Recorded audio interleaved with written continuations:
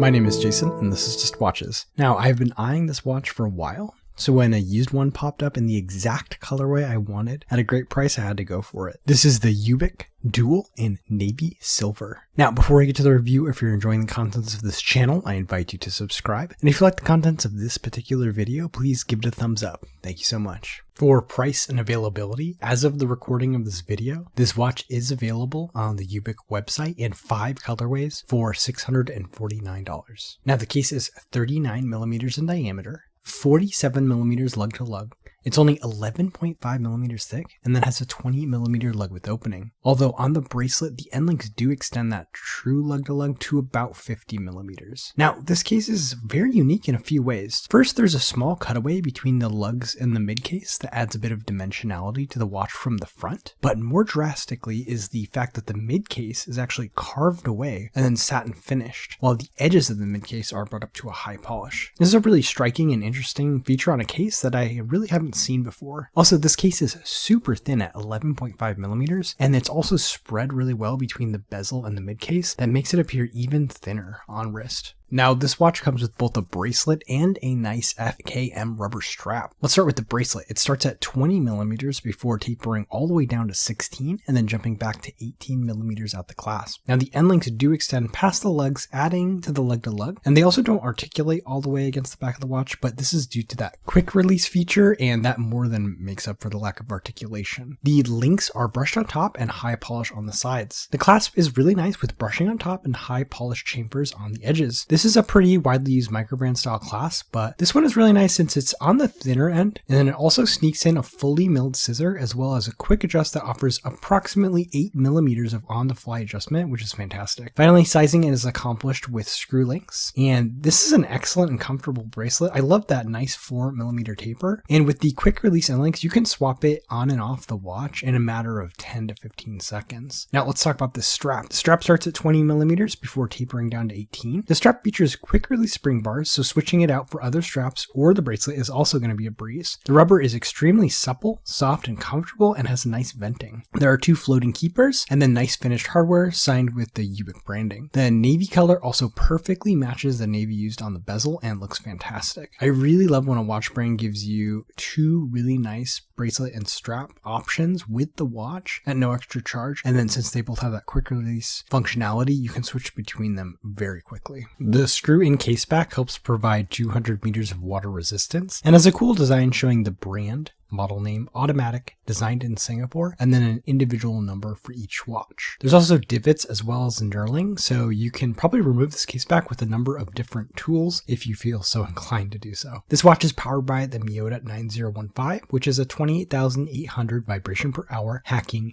hand-winding movement with a 42-hour power reserve and a stated accuracy of -10 to +30 seconds a day. It also has a quick set date, and they used a custom date wheel on this one. Now, my particular model is running about +11 seconds per day in the dial up position, and then between -1 and 0 with the crown up. On wrist, it's been running incredibly accurate, averaging about +1 second a day. The 5.5 millimeter screw down crown is nicely signed with a high polished U against a satin background. The knurling is sort of a turbine style, and threading and unthreading the crown is a pleasure. While the crown is a touch on the smaller side for my personal preference, the lack of crown guards makes winding and operating the watch via this crown a breeze. Now, the flat sapphire crystal is about a 0.5 millimeter proud of the bezel with curved edges and is treated with excellent anti-reflective coating on the inner surface. The crystal looks great, and despite the fact that it is proud of the bezel, the overall watch is still very thin at 11.5 millimeters, even including that protruding crystal. Let's talk about this dial. Starting at the edge of the dial,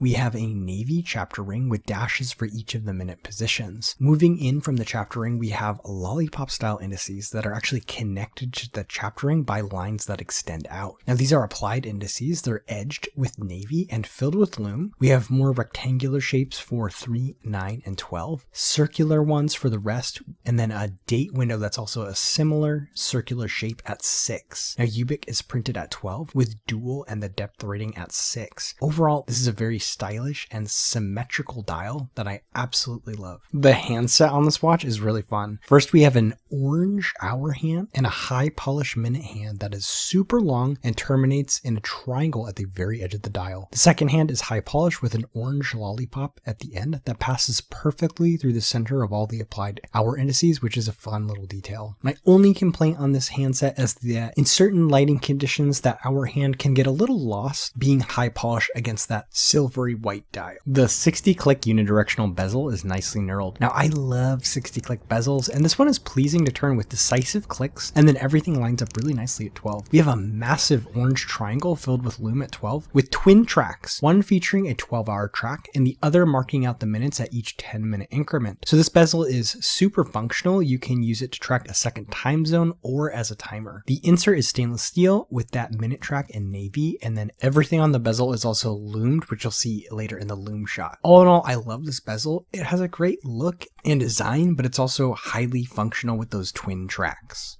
So here is the Lume. We have excellent Lume on this watch on both the dial and the bezel. Also a nice combination of blue Lume for the indices and then green Lume for the hands. The 12-hour track of the bezel is the weakest Lume, but the rest of the Lume is very solid and responsive. So here is the watch on my 6 3/4 inch wrist. I think it looks fantastic both on the strap and the bracelet. The watch is really thin and rests comfortably on the wrist. I love that they gave these two options, the strap and the bracelet, and I think it looks fantastic on both of them. Okay, pros and cons, starting with the pros. There's something so nice with a quick adjust, quick release bracelet that has a 4mm taper that I just wish would become industry standard. And then I love how they go the extra step and also include a high quality rubber strap that's also quick release. You really get to enjoy this watch on both choices, and switching between them takes 15 to 20 seconds. Second, I love 60-click bezels, and this one is quite solidly executed. Third, I'm becoming more and more partial to the Miyota 9000 series over the Seiko NH series. I've just noticed that these Miyotas tend to be way more accurate overall. Last, this is a really unique design, and based on the design of their second model coming out soon, they have a very strong brand DNA that shines through both models. As for cons, that minute hand, the high polish can get kind of lost against that silver white dial in certain lighting conditions. On every other colorway, I don't think this would be an issue, but keep in mind if you do go with this colorway, it might be a tiny bit hard to read at certain times. And then the only other thing is I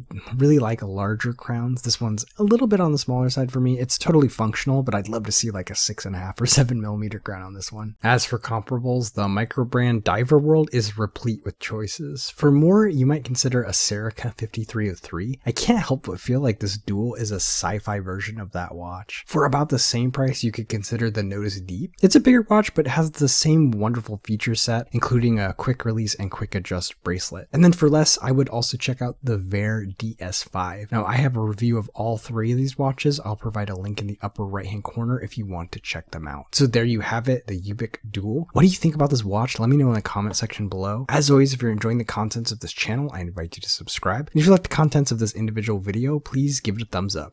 That's all for this time. My name is Jason, and you have been watching Just Watches.